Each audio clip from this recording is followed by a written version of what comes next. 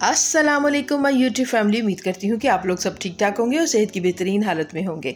मेरी अल्लाह रब्बुल इज़्ज़त से दुआ है कि अल्लाह ताला आपको अपने हिफ्ज़ और ईमान में रखे और आपकी तमाम दुख परेशानियाँ तकलीफ़ों और बीमारियों को अपने शान करीमी से दूर फरमाए, आमीन या रब्बुल आलमीन। तो शुरू करते हैं आज की रेसिपी, जिसके नाम तो बहुत ज़्यादा हैं। आलू का चोखा, आलू की सब्ज़ी, आलू का भरता, आलू का भुर्ता। तो चले हम शुरू करते हैं इन सारे नामों वाली एक ही सब्ज़ी को बनाना। तो इसको बनाने के लिए हमें जिन जिन चीज़ों की ज़रूरत होगी वो मैं आपको साथ साथ बताती हुई चलूँगी। तो चलें फिर अल्लाह रब्बुल इज़्ज़त के बाबरकत नाम से शुरू करते हैं। बिस्मिल्लाहिर्रहमानिर्रहीम। आलू हमने बॉईल कर लेने हैं। पतीली को मैंने चूल्हे पर रख दिया है। हस्बे ज़रूरत मैंने पानी शामिल कर दिया है। 4 अदद मैंने मीडियम टू लार्ज आलू लिए थे। आप इन आलूओं को प्रेशर कुकर में भी बॉईल कर सकते हैं।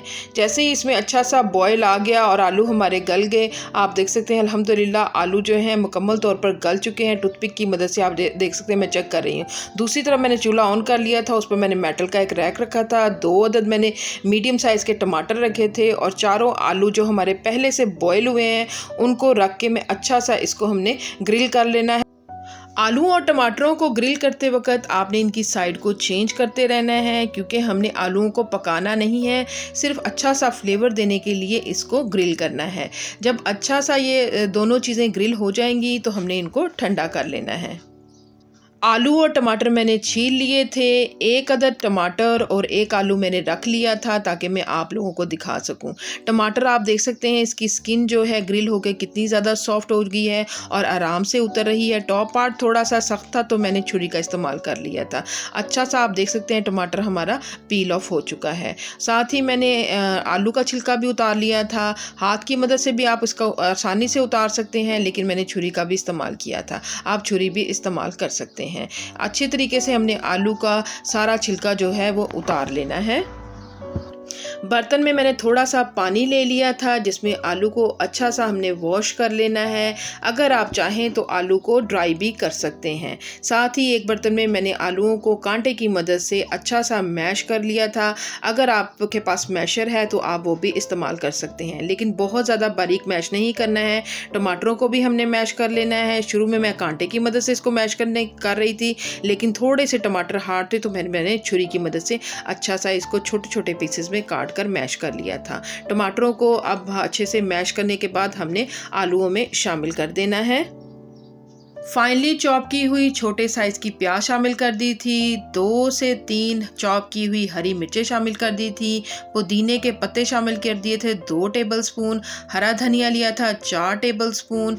कुटी हुई लाल मिर्चें ली थी तकरीबन ½ टीस्पून और साथ ही 1 टीस्पून कुटा हुआ धनिया शामिल कर दिया था। ये रोस्टेड नहीं है बल्कि नॉर्मल है। ½ टीस्पून चाट मसाला, 1/4 टीस्पून काला नमक शामिल कर दिया था, जिससे टेस्ट बहुत ज़्यादा बढ़ जाता है। 2 टेबलस्पून के करीब मैंने फ्रेश लेमन जूस का शामिल कर दिया था।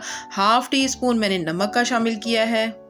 मसाले आप अपने टेस्ट के हिसाब से कम या ज़्यादा कर सकते हैं। अगर लेमन जूस नहीं है तो उसकी जगह पर आप इमली का पल्प या खटाई पाउडर का इस्तेमाल भी कर सकते हैं। अगर आप चाहें तो मिक्स करने के बाद इस स्टेज पर आप इसको ज़ीरे का तड़का भी लगा सकते हैं, लेकिन आप मेरे कहने पर तड़के के बगैर ही इसको खा कर देखिएगा। अच्छा सा इसको आपने चिल कर लेना है। उसके बाद रोटी के साथ, पराठे के साथ, नान के साथ और अगर आप चाहें तो चावलों के साथ भी इसको सर्व कर सकते हैं। आप यकीन करें, टेस्ट इतना ज़्यादा मज़े का होता है कि आप इसको एक दफ़ा बनाएंगे तो बार बार बनाना चाहेंगे। तो इसके साथ ही आज की रेसिपी हमारी होती है मुकम्मल। रेसिपी पसंद आने की सूरत में रेसिपी को कर लीजिएगा लाइक, चैनल को कर लीजिएगा सब्सक्राइब और फैमिली और फ्रेंड में शेयर करना तो बनता है। इसके साथ मुझे दीजिएगा इजाज़त। दुआ में रखिएगा मुझे याद, अपना रखिएगा बहुत ढेर सारा ख्याल। फिर मिलते हैं एक और नई अच्छी सी मज़े की रेसिपी के साथ। अल्लाह हाफिज़।